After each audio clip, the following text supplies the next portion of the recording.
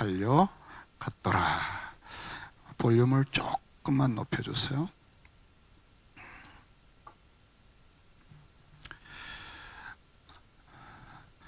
남북이 하나로 통일되었을 때 예루살렘 성전에서 영광스러운 예배를 드렸습니다.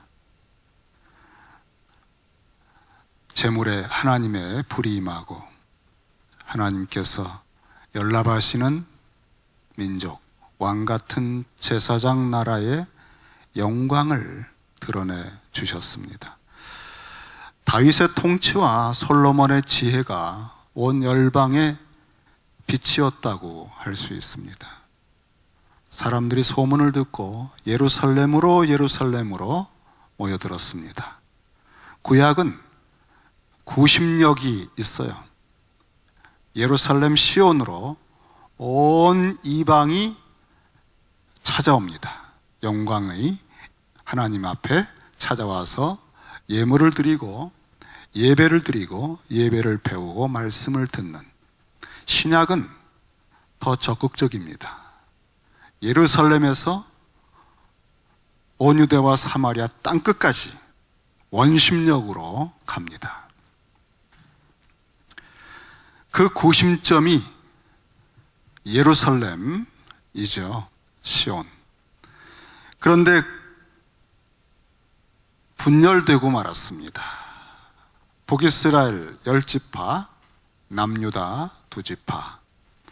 북이스라엘은 시작부터 금송아지를 숭배하는, 우상을 섬기는 나라가 되었는데, 가장 악한 심각한 때 중에 하나가 아합 왕 때 바알신을 섬기는 나라가 돼버린 거예요. 북이스라엘이. 남유다는 아직 성전이 있으니까 버티고 있는데, 북이스라엘에 아합의 아버지가 이 시돈의 엣발이라고 하는 왕과 정략 결혼을 하면서 이 오므리라고 하는 왕이 며느리로 이세벨을 데려옵니다.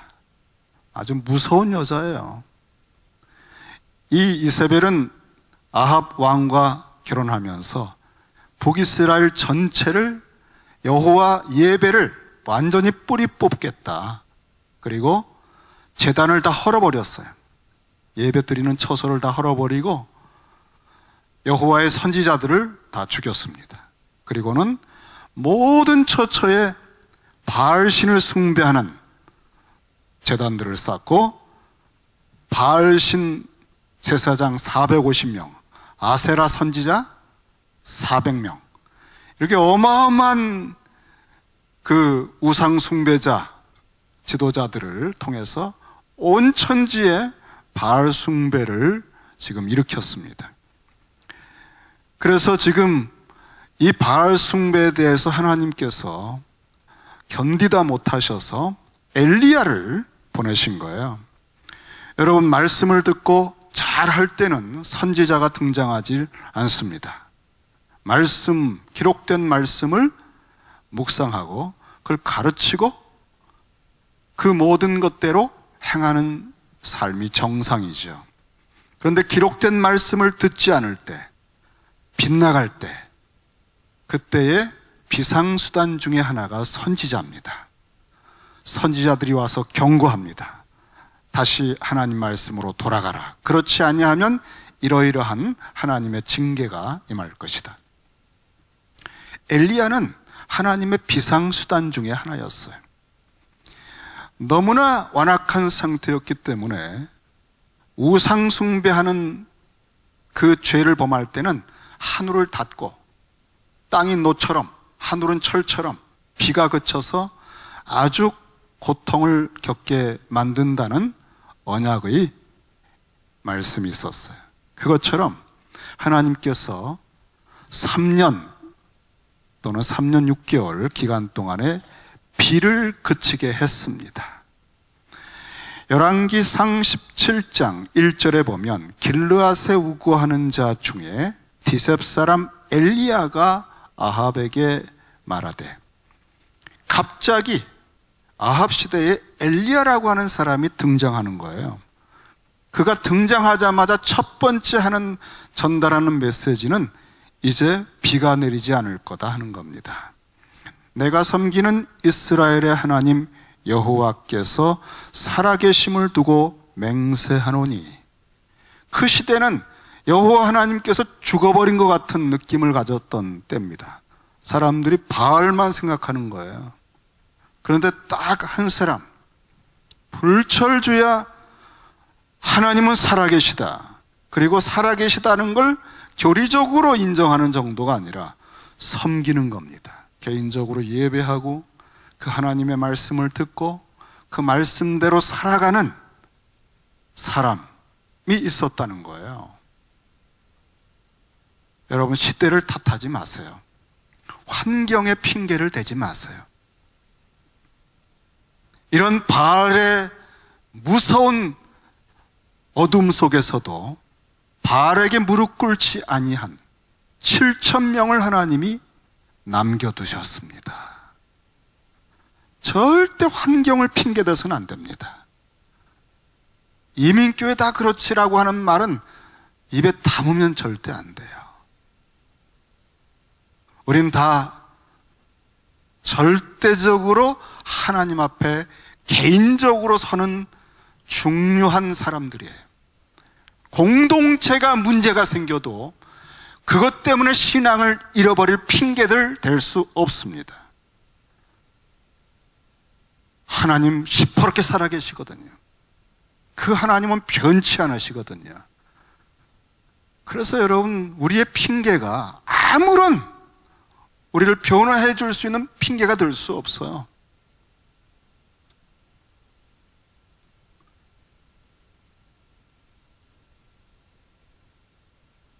내가 섬기는 이스라엘의 하나님 여호와, 여전히 섬김을 받으시는 하나님, 살아계심을 두고 맹세한다. 시퍼렇게 살아계시는 하나님을 두고 맹세하노니 이 하나님의 백성인 당신들이 이와 같이 하는 것에 대하여 이제 무서운 징계가 임합니다. 맹세합니다. 내 말이 없으면 수년 동안 비도 이슬도 있지 아니할 것입니다. 하나님이 보내신 선지자로서 하나님의 말씀을 선포한 거예요. 비가 오지 않는 것은 그렇다 해도 이슬도 그쳤습니다. 여러분, 이스라엘 그 평원에는 이슬이 내리면 비가 오지 않아도 견딜 수 있어요. 이슬로 농경이 가능할 만큼 이슬이 굉장히 중요합니다. 그래서 비만 그치는 거로는 징계가 안 돼요. 이슬까지 그쳤습니다. 죽는 겁니다.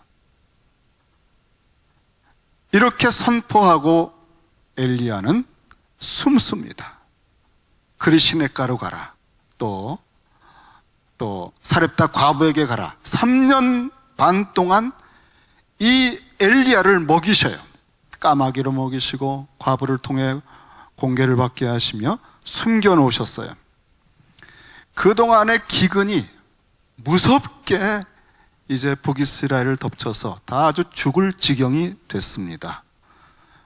열왕기상 18장 1절에 장을 한 장 넘겼습니다. 많은 날이 지나고 제3년에 여호와의 말씀이 엘리야에게 임하여 이르시되, 3년이 지나서 이 땅의 기근뿐 아니라 선지자가 떠나가니 말씀의 기근이 왔어요. 말씀을 들을 곳이 없는 거예요. 이건 더 무서운 거죠. 우리가 사는 게 어렵고 힘들어도요, 예배 때 하나님이 나에게 하시는 말씀이 들려오면 무서운 힘이 생깁니다. 근데 말씀이 들려오지 않으면 이거는 정말 영적으로도 완전히 파산돼요. 그런데 이제 3년이 지나서 여호와의 말씀이 엘리야에게 임하여, 너는 가서 아합에게 보여라. 내가 비를 지면에 내리리라. 그래서 아합을 만나기 위해서 이제 왕궁에 고위직에 있는 오바댜에게 아합에게 전달해라. 내가 여기 있다. 그래서 드디어 아합을 만나게 됩니다. 열왕기상 18장 16절에 오바댜가 가서 아합을 만나 그에게 말하되, 아합이 엘리야를 만나러 가다가 드디어 만났습니다. 엘리야를 찾아서 어떻게 하든 정말 무섭게 신문을 하고 빨리 비를 회복하라고 이렇게 하려고 온 천지에 엘리야를 찾아서 다녔어요. 그런데 찾을 수가 없는 거예요. 드디어 만났습니다. 첫마디가 너무나 한이 맺혔어요. 아합은 첫마디가 이거예요. 아합이 그에게 이르되, 이스라엘을 괴롭게 하는 자여, 너가 이제 나타났냐? 이스라엘을 괴롭게 하는 자는 내가 아니라 당신이요, 당신이 바알을 숭배하는 까닭에 이런 일이 벌어진 겁니다. 자, 이제 시점이 하나님께서 정한 때가 됐으니까 이렇게 하시오. 이제 비가 내릴 터인데 먼저 이렇게 하시오. 온 이스라엘 백성들을 모아주시오. 그리고 바알 선지자 450명, 아세라 선지자 400명을 갈멜산으로 모아서 내게로 나오게 해 주시오. 그래서 드디어 갈멜산, 이스라엘 평지에 이 지중해 해변가로 갈멜 산맥이 있어요. 그 산맥 중에서 가장 높은 산 중에 하나가 갈멜산이에요. 한 550m 정도 돼요. 갈멜산에 딱 서면 서쪽으로는 지중해가 보입니다. 그리고 동쪽 아래로 쫙 이스라엘 평원이 있습니다. 거기가 지역적으로 높은 지대이고, 그래서 예배 처소가 아주 적당한 곳인데 바알 숭배를 하는 예배 처소가 거기에 자리를 잡고 있었어요. 하나님을 섬기는 제단은 무너진 채로 있었습니다. 거기서 드디어 영적인 결정적인 전쟁을 이제 하게 됩니다. 백성들이 다 갈멜산으로 모였을 때 이렇게 물었습니다. 백성들에게 가까이 가서 이렇게 도전을 했어요. 너희가 어느 때까지 둘 사이에서, 여호와 하나님과 바알 사이에서 머뭇머뭇 하려느냐? 여호와가 만일 하나님이면 그를 따르고 바알이 만일 하나님이면 그를 따를지니라. 이렇게 도전을 했습니다. 아무 말이 없습니다. 한마디도 대답을 안 하는 거예요.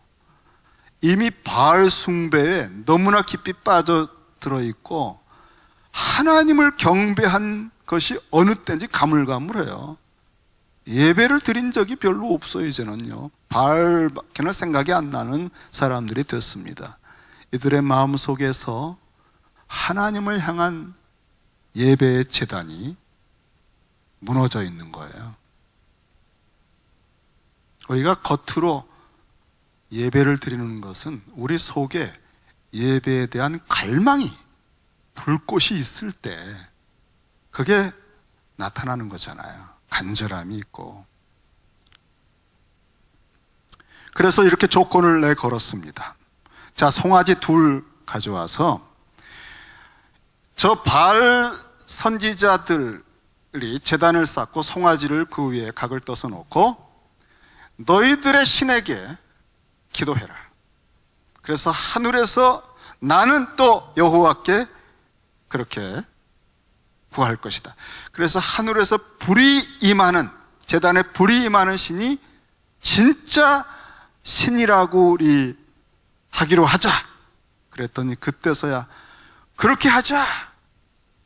그리고는 먼저 너희들이 해라. 숫자도 많고.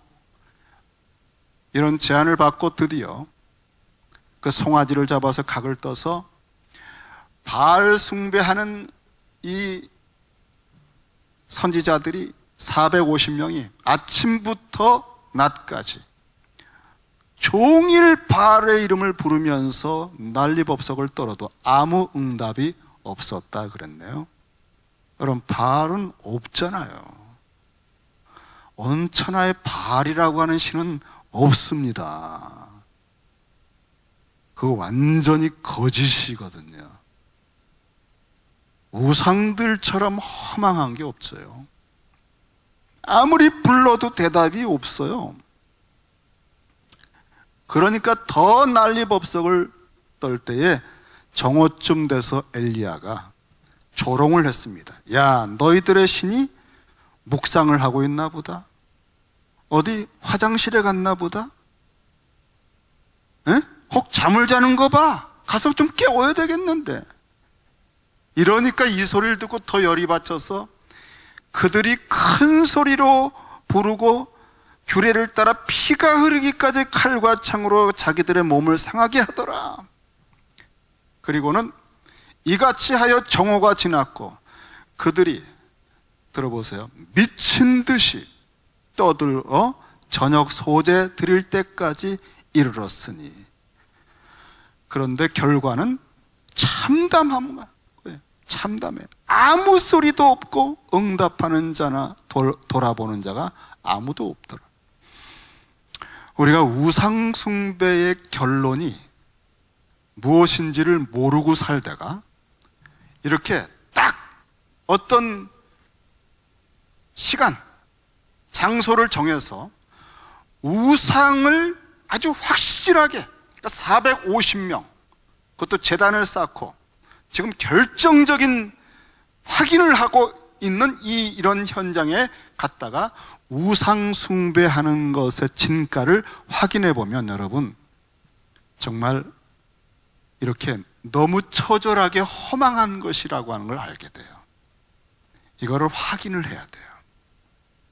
이스라엘 백성들이 둘 사이에서 머뭇거리고 있는 거예요. 그런데 이렇게 몸에 피를 내며 미친 듯이 부르짖고 바알을 불러도 대답이 없는 신입니다.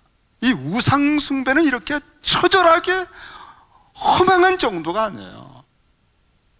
나중에 이들이 가짜라고 하는 것을 확인한 다음에 너무너무 분노를 했어요.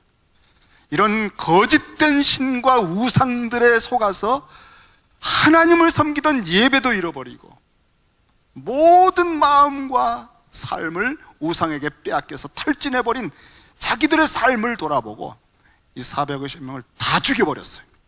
이스라엘 백성들이 엘리야의 명령을 듣고 분노로 이를 갈게 된 거예요. 그게 섬길 때는 뭔가 소망이 있고, 야, 사업이 잘 되게 할 거다, 야, 이렇게 하면은 뭐 성공할 거다, 자녀들이, 우리 애들이 잘 될 것 같아, 이런 우상 숭배하는 삶의 결과가 이렇다는 것을 미리 아는 것은 복입니다. 엘리야가 그것을 눈앞에 보여준 거예요. 이런 거 봐야 돼요. 신약에서 우상 숭배는 탐심이라고 그랬어요. 탐심. 하나님을 먼저 구하고 그의 나라와 의를 구하는 그런 순서가 번거롭고, 그래서 그 하나님과의 관계를 깊이 맺는 중에 주시는 말씀을 가지고 기도하는 이런 순서들이 너무 번거롭고 현실적으로 너무 욕심이 그냥 앞서고, 그러니까 빨리빨리 성취할 수 있는 그런 방법, 인간적인 수단들을 구하고 살아가는 게 바로 우상숭배예요. 그 결과가 얼마나 참담한지 임종하기 전에 깨닫는데 너무너무 늦습니다, 여러분. 그냥 말씀이 가르쳐 줄 때 이렇게 오늘 그냥 이 현장에 가서 와, 끝이 허망한 정도가 아니구나, 다 그것들 죽일 수밖에 없는 거구나, 이거를 미리 보고 그냥 여기서 정리하는 게 나아요. 더 이상 탐심으로 살면 안 되겠다, 성령의 인도를 따라 살아야 되겠다, 아예 그냥 작정을 하고 사시는 게 남은 인생 한 10년, 20년이라도 건지는 거다. 이런 모습을 딱 보여주고 엘리야가 이제 다 봤지? 확인했지? 바알 숭배가 어떤 건지 아주 눈앞에 똑똑히 봤지? 자, 그럼 이제부터 나를 봐라.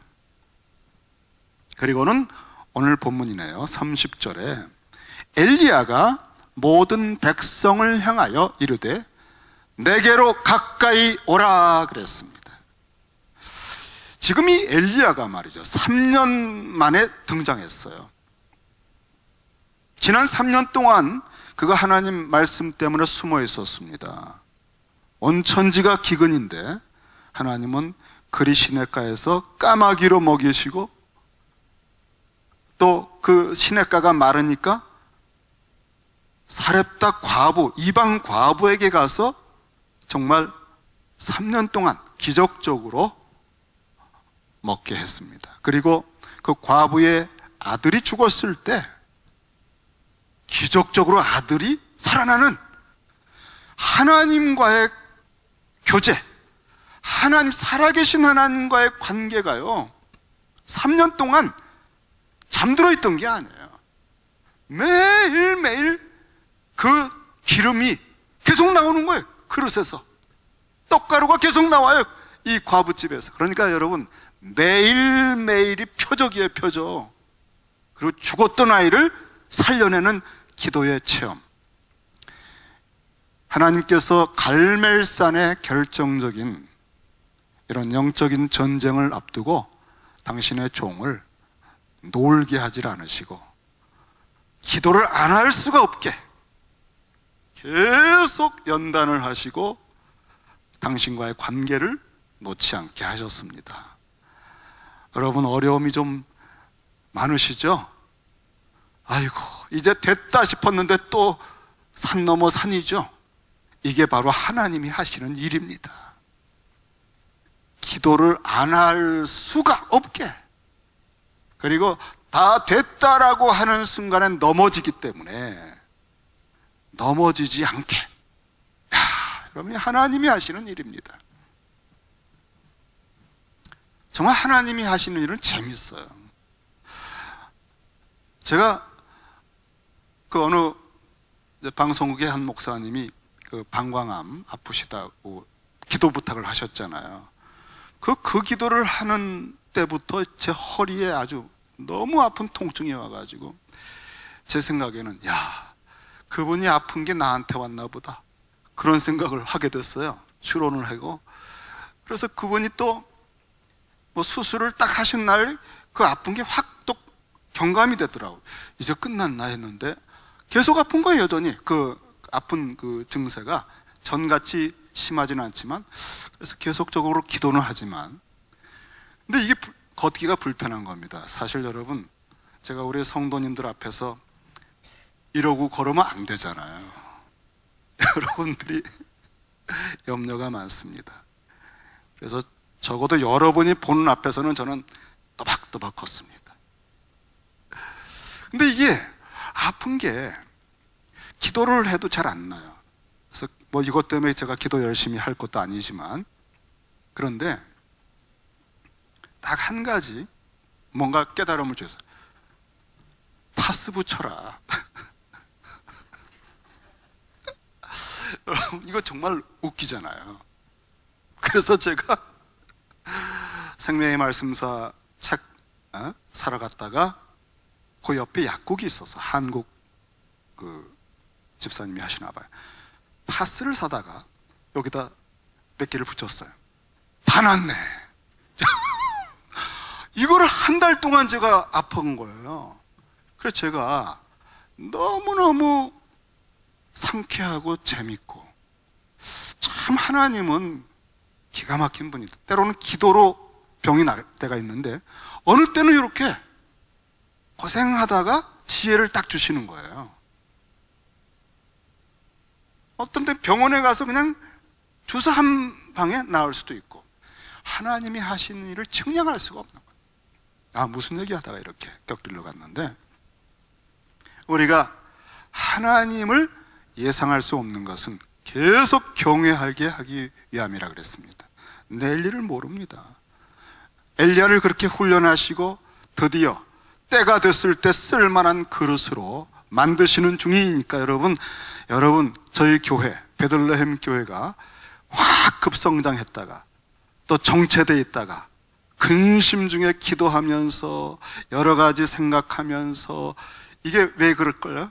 결정적인 하나님의 때를, 약속이 이루어지는 그 때를 위해서 우리를 연단하시고 우리를 빚어가시는 줄로 믿습니다. 여러분의 자녀들이 결혼이 될 듯 하다가 안 되고, 왜 그럴까요? 제일 좋은 배우자를 만나게 하시려고. 주님께서 오늘 기도할 때 여러분, 그 좋은 때를 위해서 여러분을 이끄신다는 거 믿고 담대하게 기도하세요. 엘리야는 하나님과 깊은 관계를 유지하고 있었기 때문에 담대한 거예요. 담대한 선지자, 이 북이스라엘 바알 숭배 천지로 다 영적으로 무너져 있는 이들 속에 당당한 사람 하나를 보내신 겁니다. 엘리야나 엘리사나 선지자들은 그리스도를 보여주는 사람들이에요. 그리스도이신 주님이 이 땅을 거니실 때 아무것도 염려하지 말아라, 무엇을 먹을까 마실까 두려워하지 말라, 먼저 그의 나라와 의를 구하라, 이런 말씀을 담대하게 하시는 주님의 음성을 듣는 사람들마다 그 수고와 무거운 짐들이 다 덜컥덜컥 떨어지고 세상이 줄 수 없는 자유와 평강과 담대함을 얻는 거예요.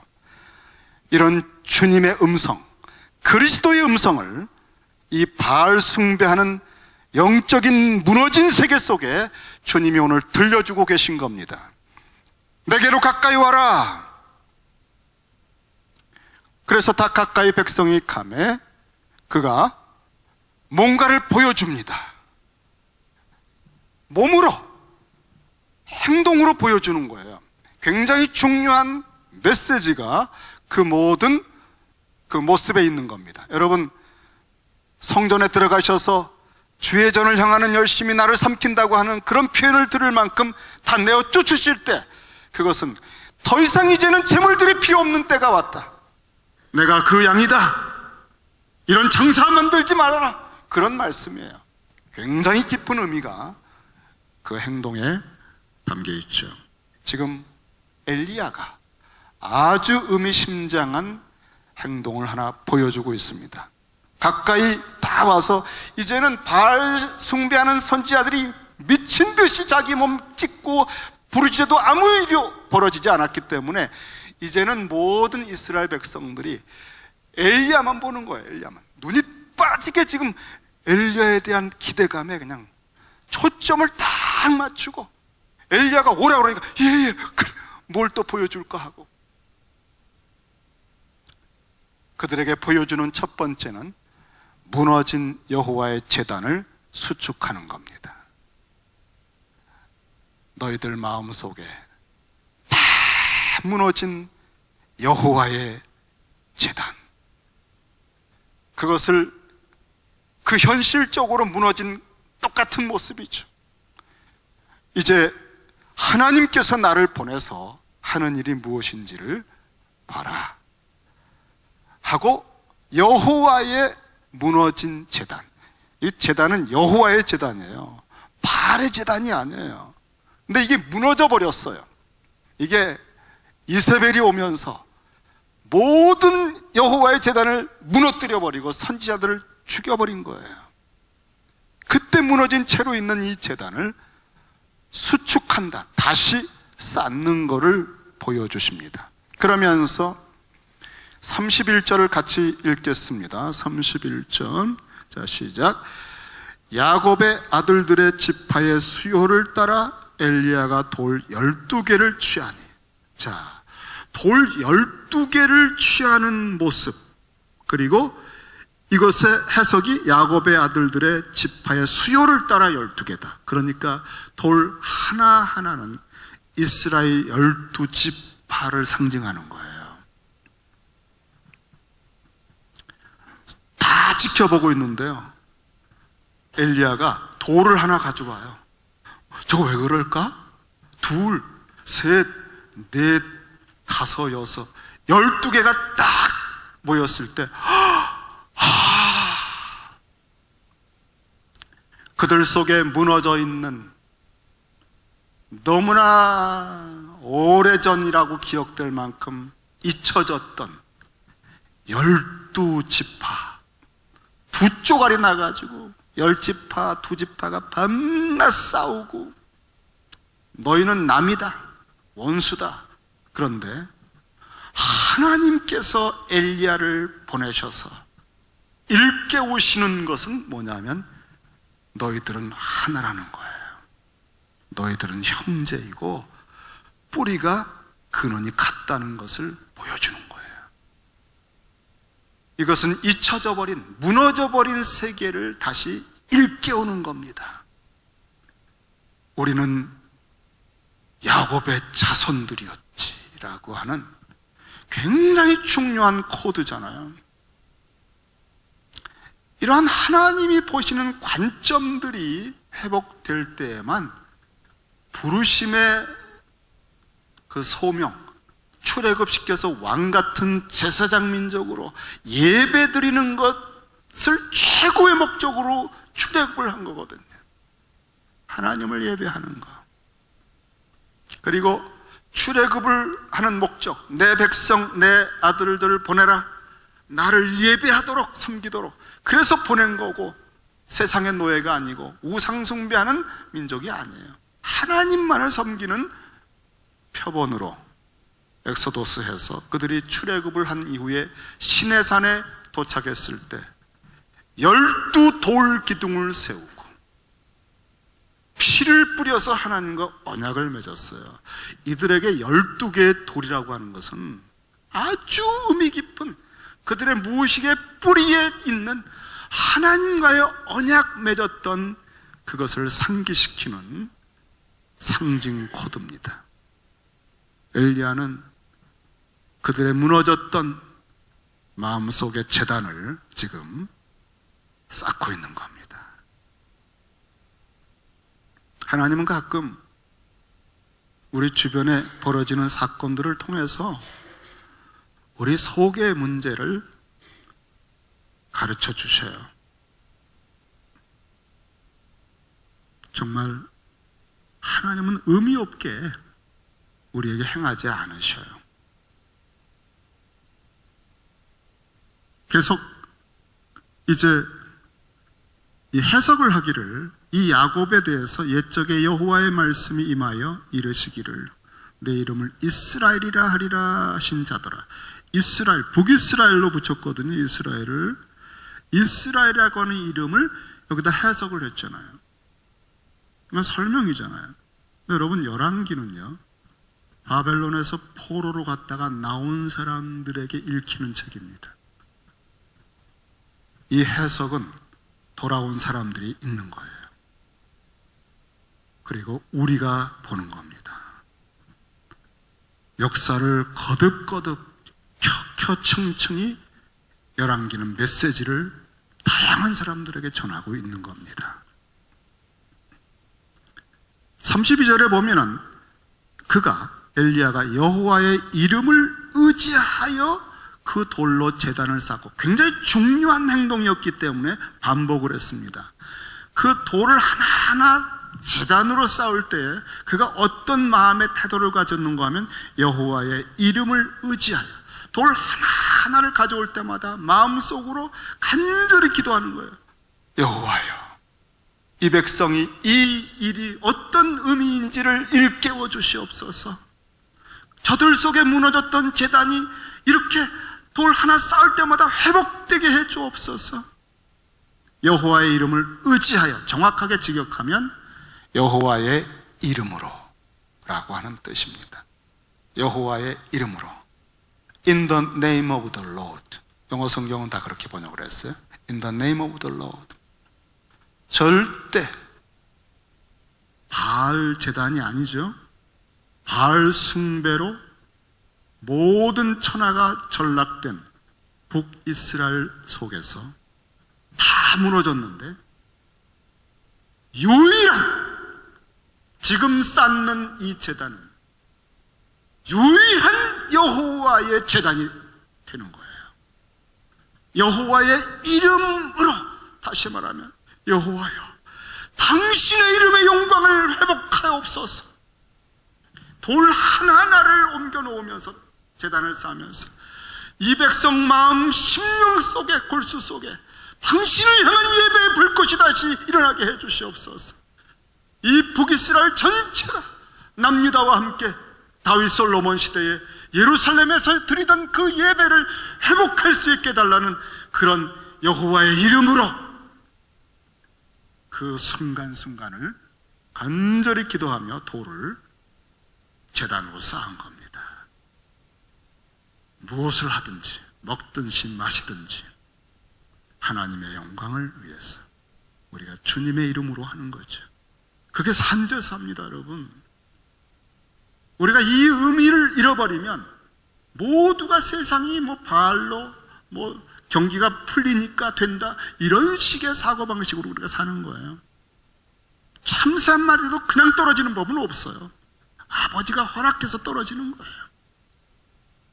여호와의 이름으로 우리가 사는 것, 그 산제사를 드리다가 일주일 동안 그렇게 산제사를 드리다가 공예배로 공동체가 합심하여 하나님을 예배하는 예배를 드리고 또 흩어져서 산제사를 드리는 이러한 삶이 우리의 삶인데, 이것이 무너졌다면 회복을 해야 할 것입니다.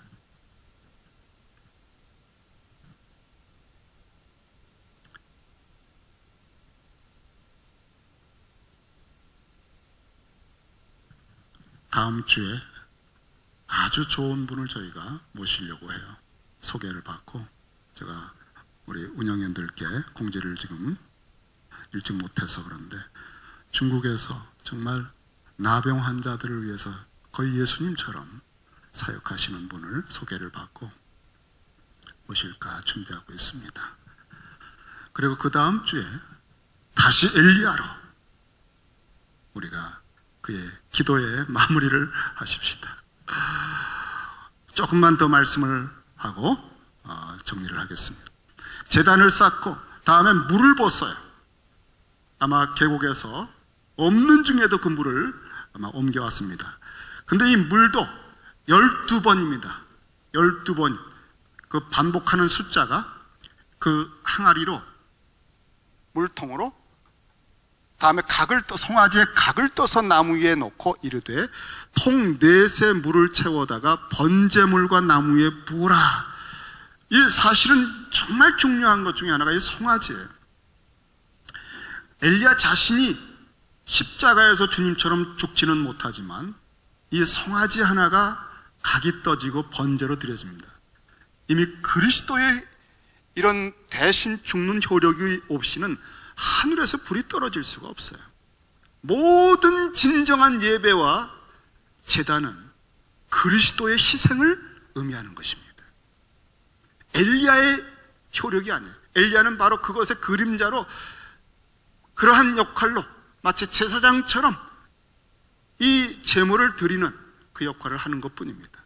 사실은 이 전체에서 엘리야의 당당함과 그의 선포, 이 모든 일을 하나님 당신이 바로 이들의 하나님이신 것을 나타내 주시고, 내가 주의 종인 것과 내가 주의 말씀대로 이 모든 일을 행하는 것을 알게 하옵소서라고 하는 것은 하나님 아버지께서 예수 그리스도를 보내셔서 예수님을 통하여 이 모든 진정한 예배 회복을 하신다는 것을 알게 해야 구원이 되거든요. 구원과 영생은 참된 하나님과 그의 보내신 자 예수 그리스도를 아는 것이에요. 단순히 여기서 엘리야가 기도하며 내가 당신의 종인 거 알게 해달라는 그런 자기과시가 아니에요. 하나님께서 그 시대에 유일하게 그리스도의 역할을 할 수 있도록 보내신 사람, 내가 하는 건 내 뜻이 아니다, 하나님이 나를 보내서 너희를 회복하고 계신 것이라는 사실을 이들로 알게 해달라고 그렇게 기도한 겁니다. 이 기도 속에는 조금의 개인적인 어떤 사적인 자기과시도 없고요, 전적으로 하나님의 영광 회복, 예배 회복, 그리고 이들의 타락한 상태에서 엘리야를 보내서 이들을 회복하고 돌이키고자 나를 보내셨다는 사실을 알게 해달라는 그런 간구를 드렸습니다. 그리고 물을 부었는데, 그렇게 물을 부었을 때 그것도 3번씩이나 4통씩 뽑으니까 12이라는 숫자가 나옵니다. 이것은 이 백성들에게 12지파 자신들의 첫 부르심, 소명, 하나였음, 지금 현재 싸우고 현재 갈라지고 이런 것으로 착각하고 바알 숭배로 전락하는 이런 것이 아니라 본래 우리는 하나였고 그것이 하나님의 뜻이었고 나는 그와 같은 하나님의 영광스러운 왕같은 제사장들이었다는 사실을 다시 일깨워 주신 거예요. 우리가 근원과 뿌리로 돌아가면 굉장히 새로워질 수 있습니다.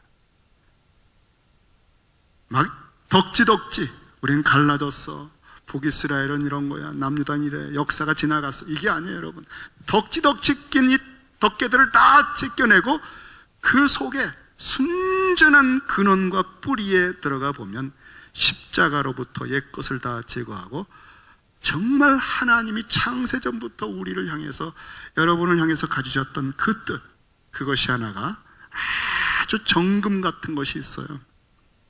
거듭난 여러분의 진정한 부르심의 의미, 여러분의 은사, 여러분의 존재 목적, 이런 것들, 여러분의 이름, 이런 것들을 주님이 확인시켜 주길 원해. 이게 회개입니다. 이렇게 돌이키기를 원하시는 거예요.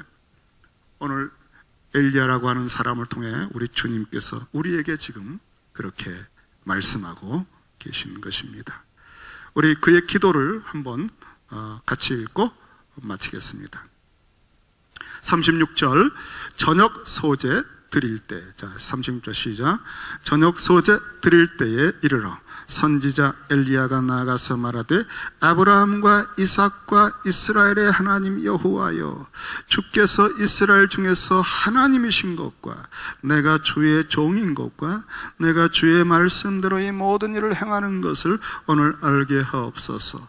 여호와여, 내게 응답하옵소서. 내게 응답하옵소서.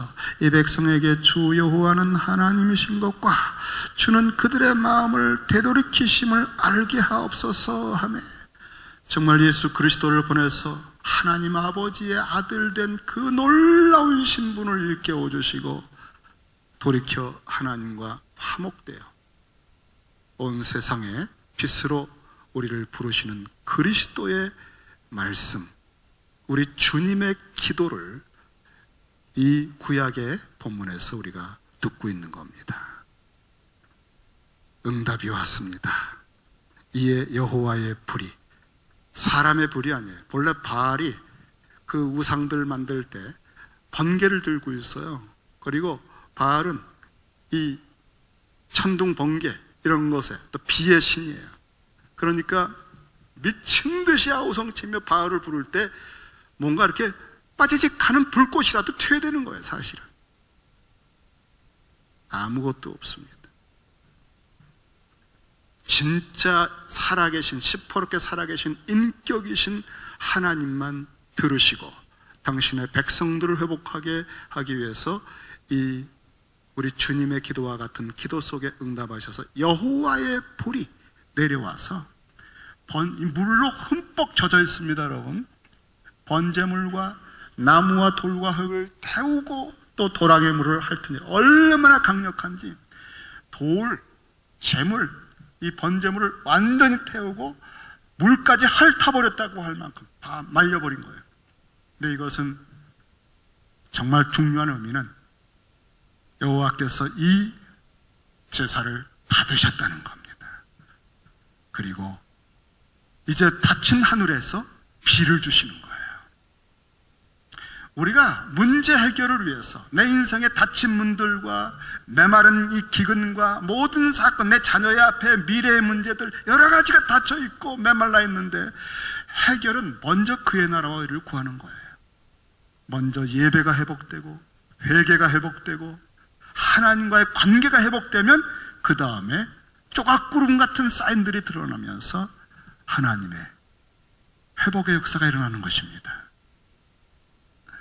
우선순위를 바꾸지 마세요. 그게 바알 숭배예요.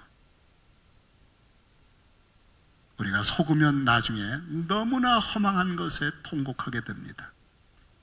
이제 이 선지자들을 다 죽이라고 했더니 분노가 치미는 거예요. 이제까지 속은 거 알았어요. 너무너무 그냥 가슴에 맺힌 것이 다 가서 그들을 죽였습니다. 그리고 산 꼭대기로 가서 이제 약속하신 비를 구하는데 7번을 갑니다. 여러분, 구하라 주실 것이요, 주님께서 3번을 3겹으로 반복했습니다. 구하라, 찾으라, 두드리라, 찾으라. 또 반복했어요. 구하는 자에게, 찾는 자에게, 두드리는 자에게. 그리고 그렇게 하는 자들에게 좋은 것을 주신다. 7번. 여러분, 주님이 약속하셔도요, 간절히 기도해야 돼요. 하나님은 그 기도 속에서 당신을 아버지로 굉장히 깊이 있게 만나게 해주시고 우리를 당신의 자녀로 기르시거든요. 그냥 냉큼냉큼 주면은 가치를 몰라요, 우리가. 그리고 더 심각한 건 사귐이 없어요. 그리고 하나님을 하나님으로 경외하는 가장 소중한 것을 얻지 못해요. 우리에게는 모든 선하신 아버지께서 이와 같이 하시기 때문에 여러분, 오늘 사실 다 마쳤습니다. 다음 주에 안 합니다. 오늘 비가 왔습니다. 불이 떨어져 비가 왔습니다. 우리 주님께서 여러분의 오늘 기도 가운데 역사하실 줄로 믿습니다.